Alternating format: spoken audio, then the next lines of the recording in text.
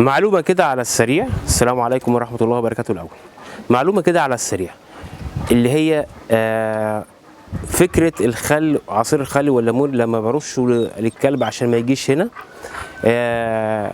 فيبتدي يشم ريحة الخل والليمون فيبتدي ينفر والحاجات دي كلها. المعلومة دي كانت منتشرة جدا، حتى أنا كنت كمان بقول بيها، ولكن هي المعلومة غلط.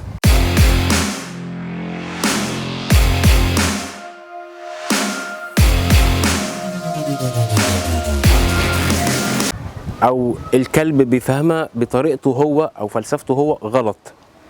طيب هي ايه الصح؟ هو انا بقول له ان دي الريحه بتاعتي، يعني بكلم الكلب بلغات الروائح. يعني مثلا عايز امنعه من التواليت، لما بشيل التواليت قدامه وبرميه في مكان انا عايزه يعمل فيه وابتدي ارش خل وليمون، اخليه هو يشم انا برش ايه عشان اعرفه ان دي بتاعتي.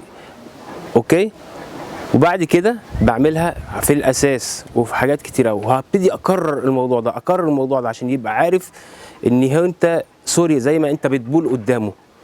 فالرش بايديا، لان هي الايد بالنسبه للكلب حاجات كتيره قوي، دايما تلاقي الكلب بيبص في الايد ويلحس في الايد، لان هو عارف ان الايد دي هي اللي بتعمل له كل حاجه ليه.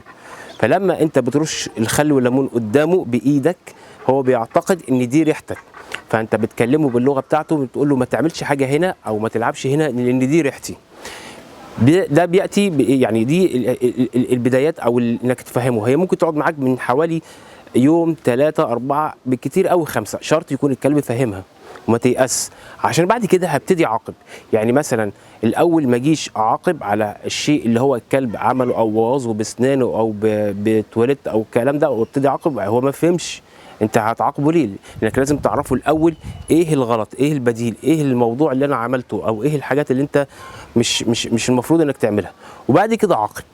اوكي، يعني ما يجيش العقاب قبل معرفه الشيء. لازم الكلب يعرف هو كان عامل ايه خلاص، وكمان يكون الكلب عارف ان ده بديل. يعني مثلا انا قلت له هنا ما فيش تواليت بس في هنا، ما اجيش بقى اعاقبه على هنا وهو مش عارف ان في هنا.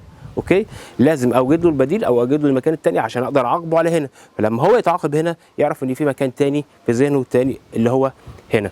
اوكي، طيب الاساس دوت في ناس اللي هو الكراسي والخشب والترابيزات، الحاجات اللي قاعد يعض فيها الكلب بيبقى ليها اساس من الاول. اول اساس، في بعض الشطار بيروحوا يلعبوا مع الكلب في البيت بالفوطه على اساس ان هو بينمي الغريزه. لا، هو بالكده على اساس ان هو بينمي شغل الحراسه او بيخلي الكلب شرس.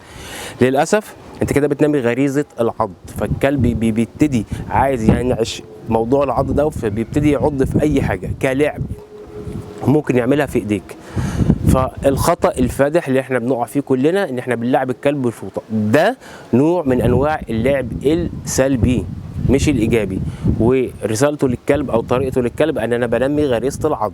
فارجوكم ما حدش يعمله الا اذا كان في تاسيس على حاجات. انا بنمي غريزه العض مثلا هوظفها لحاجه في الشغل التفتيش او حاجه، او هربط غريزه العض دي بحاجه خدميه فنيه، ولكن بطريقه اللعب دوت على اساس ان انت بتشرس كلب، لا، خدعوها فقالوا. اي حاجه انت بتعملها مع كلبك ما بتديلكش شغل الديفنس، انت صاحبه، انت بتعمل له لعب، او انا وانت بنلعب. شغل الديفنس حاجه ثانيه، او شغل الحراسه حاجه ثانيه، او التشريح حاجه ثانيه خالص موجوده في الكلب وبتطلع بطريقه فنيه من اول مره عشان الكلب يبقى حارس وما ياخدش على الكرباج والحاجات دي ثانيه، وكل ده هنتكلم فيه فيما بعد في الحلقات الجايه. انما احنا عندنا دلوقتي النهارده ريحتي انا هي الخل والليمون، دي ريحتي. فانت بتكلم الكلب بلغه الروائح، من فضلك ما تروحش هنا. هقول لكم كمان حاجات يعني بالدلائل. الكلب لما بيمشي في الشارع وتمشيه بيشم ريحه بول كلب تاني، فبيقدر يحدد ارتفاعه وشخصيته، فبيقول له لا ده انا اللي موجود، فريحه على ريحه. عشان كده بقول له انا ريحتي دي مالكش دعوه بالشيء ده بتاعي، ما تجيش عنده، وده المربع بتاعي او ده الشيء اللي انا بستخدمه.